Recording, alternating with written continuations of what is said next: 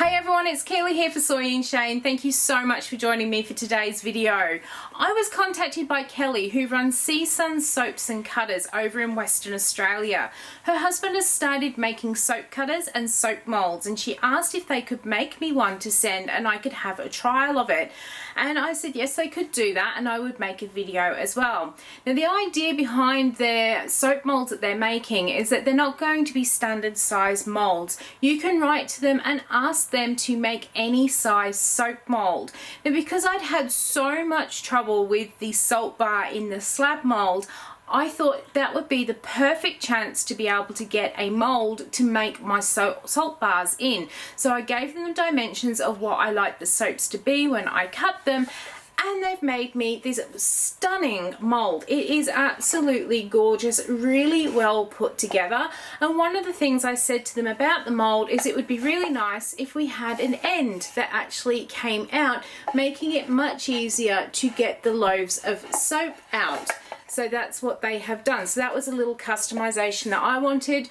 They've done all of the sizes that I needed, but they can do all sorts of different things. If you've got other ideas, say you want the long side to open up, they can do that as well. They could possibly put holes in the bottom if you like pushing your soaps out.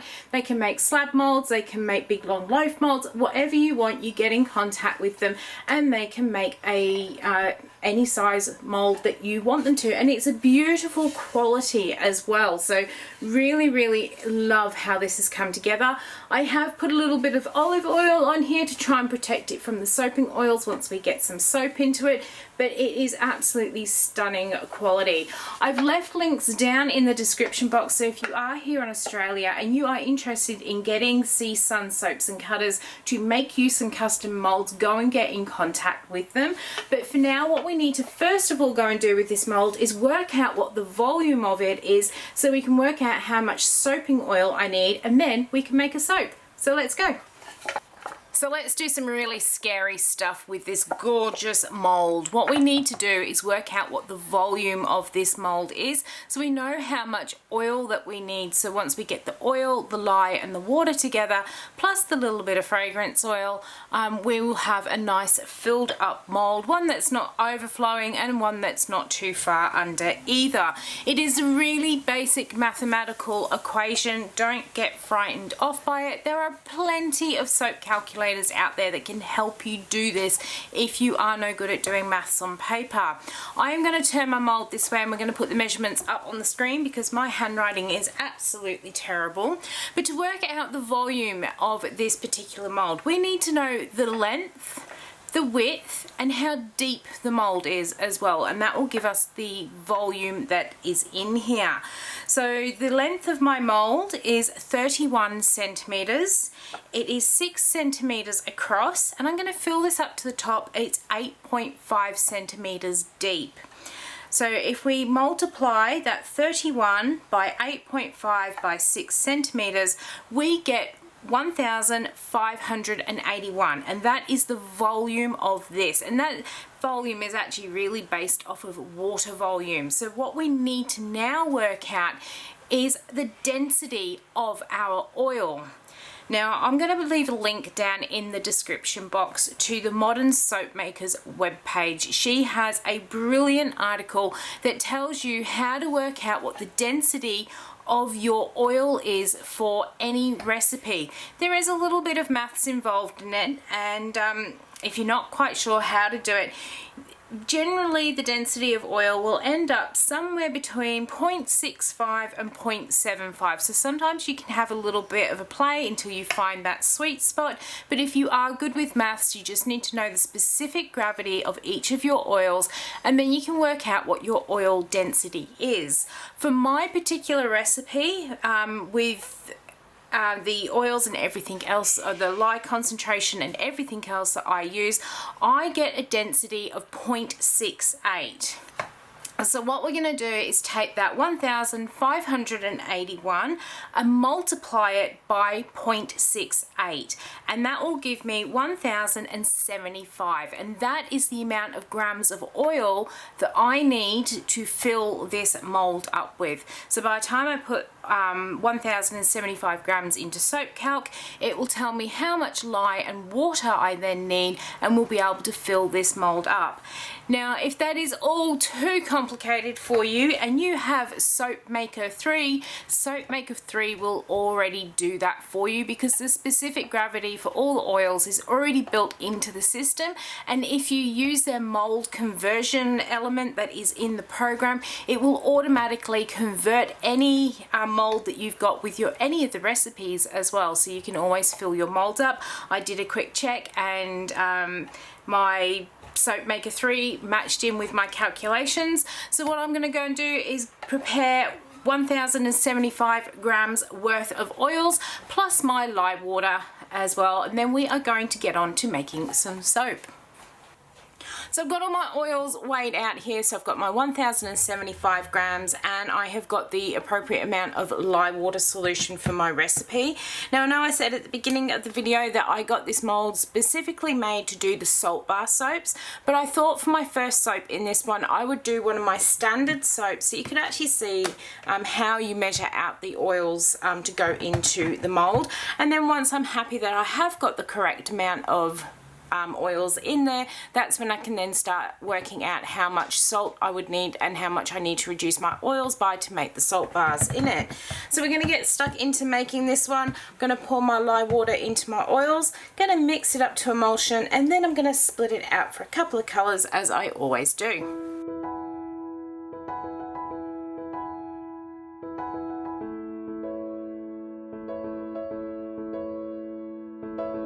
For my colours today, I have got some Lime Spider, which we're going to pour off a bit in there. I have to remember we're making such a small batch, I don't need as much colour as usual.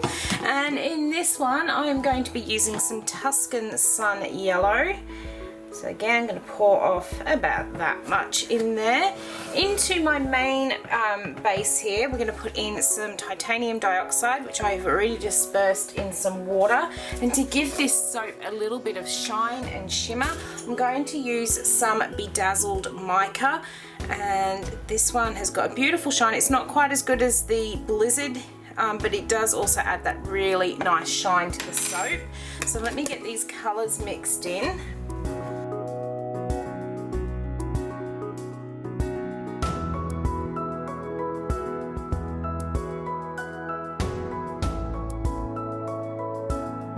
For my fragrance, I have got some Gin Martini. This is a fragrance oil that Boo from Moo Boo Melts and More sent to me. I've had it sitting there on my side. I've been making myself a few candles with it, and I decided I would make another bar of soap. So let's get that all mixed in. From memory, this one played really well because I was trying to make a nice layered soap, and had to wait forever. In fact, it was a sculpted soap and I had to wait forever for it to set up. So hopefully it's going to play the same right now, and it does smell so good. You get that sort of real tonic-y smell from out of it, that quinine smell that you get from your gin and tonics. And it's got that beautiful lime in there as well. It's such a lovely fragrance. I do have a little bit more left, so I've got enough to make myself another candle because the one I've got in the house is almost gone. And yes, this is playing really nicely again. I do like it when the fragrance oils play nice. Let me finish getting all this mixed in, and then we're going to go and grab that mold back and we'll start pouring.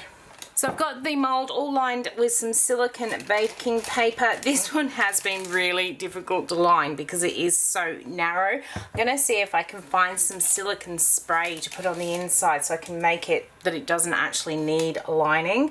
I'm going to pour just under half of my white in there to start with. I'm going to then pour in my green and my yellow. And then we'll pour in some more white.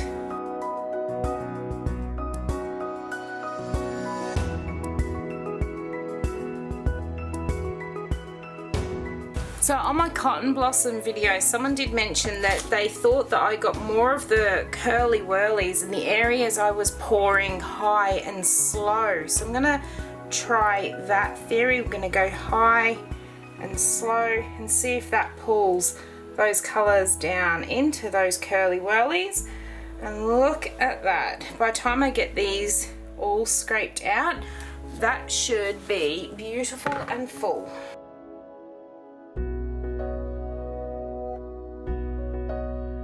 Alright, so there really wasn't much colour to swirl, but I didn't want it to be a plain soap here. What I'm going to do is give this a quick sprinkle with some biodegradable sparkle, and then I will be back in just a moment, and we've got some embeds to go on here once this is set up enough to actually hold them on the top.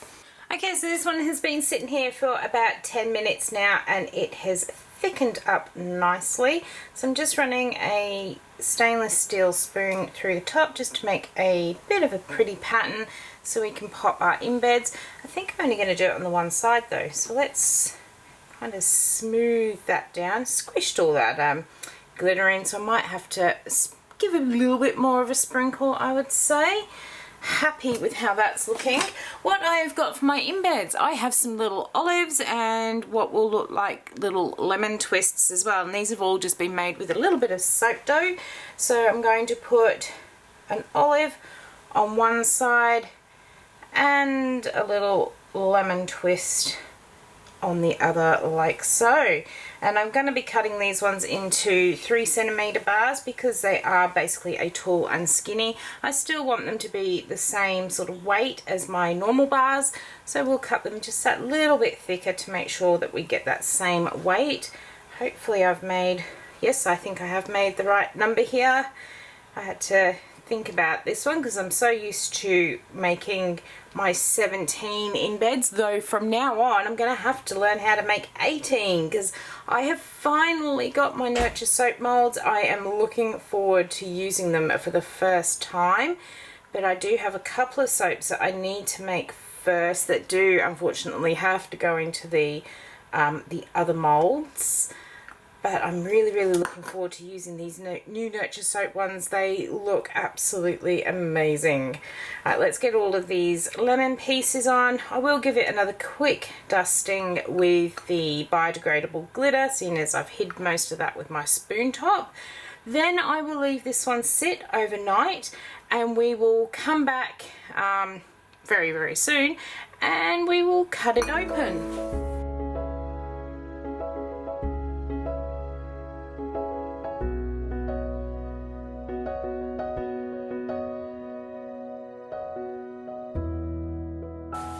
Alright, so here it is. It smells so good. Well, it smells good if you like gin and tonic, which I do if you don't already know that about me.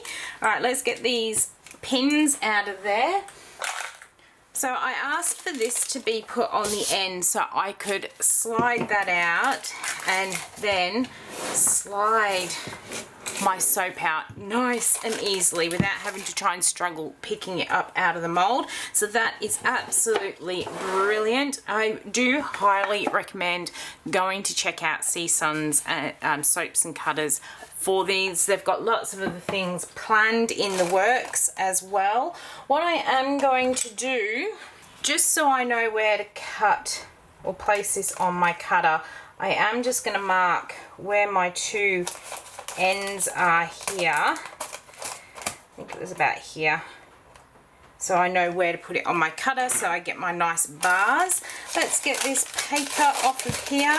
I was thinking I probably can't put silicone spray in here because I'm not going to be able to slide it out. So I'm going to go and get myself some more permanent paper, silicone sheets, this type that you would use on your barbecue mats or your barbecues. So they are barbecue mats, and I'm going to cut them to size to fit in here, so I don't have to struggle with folding my paper each time. But that is purely my sort of thing because I've asked for it to be so skinny. If I'd asked for this one to be a wider mold, I'd have absolutely no problems with lining it. Alright, I am out of here. I'm going to go and get the single bar cutter, and we're going to get this one chopped up and see what we've got on the inside. Okay, so I've got the single bar cutter to do this one because we are going to cut these ones just that little bit thicker. Going to line this one up. Hopefully what we might do is just for this one here so I get it in the right place, because I was completely off there. Let's start there. We'll cut our little end piece off. There's a little bit of a sneak of it. Let's pop that one over there. Get that excess soap off so it doesn't drag through. I've got some paper towel to the side. That one might help me.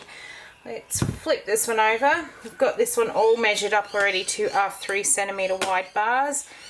And let's cut it open. And there is the inside. No curly whirlies, but that is absolutely beautiful. By doing that high drop pour, you can really see how the colours drag down and pull back up throughout the bars. I'm really pleased. I haven't quite got it all nicely straight on the sides with my lining. I do need to get that all practiced just a little bit more, but I'm super happy. So I know that I definitely have the right amount of oils. Now when I do calculate how much oil that I am using, when I'm working out the density of my recipe, I don't add in the fragrance oil because fragrance oils all have different densities. So by the time I add that fragrance oil in, it's just that little bit over the top of the mold, which means I get it nicely filled up. So I'm really pleased with how that has worked. As I said, if you want to know what your density is of your particular recipe, go and check out the link below for the modern soap making blog, and then you can work out what you've got. Otherwise, if you have got Soap Maker 3, you can work it out. It tells you what the mils and the grams of your recipe is, so you can quite easily then work out what your density is of your recipe as well. So I'm really pleased with how this came up. I absolutely love this mold that I've been sent. I do have ideas for other molds that I will probably write off to them and get them to make for me as well. If you are here in Australia, go and check out CeeSon Soaps and Cutters. There is the link down below. And if you do have any requests for certain molds, I'm sure they can help you out. And they can also add in those little extras that you may be looking for as well. So I hope you've enjoyed watching how I made my Gin Martini soap. If you did, why not leave me a thumbs up and any comments down below. And until the next video comes out, I hope you have a great one, and I will see you then. Bye.